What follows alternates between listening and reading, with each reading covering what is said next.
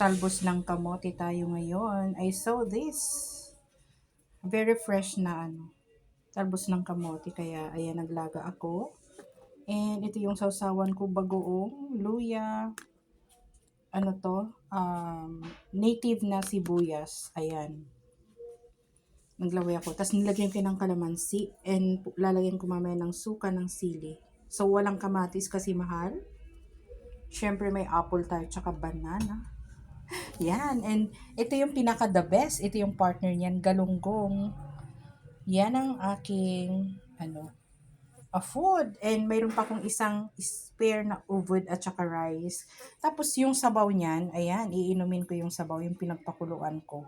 Usually ganyan ang ginagawa ko talaga. So, galing kasi tayo sa mga medyo party-party, 'di ba? Previous holidays. Kaya ito ang ginagawa ko pagka after holiday. Eh, mas to eat. Ito yung mga food ko. So, let's eat.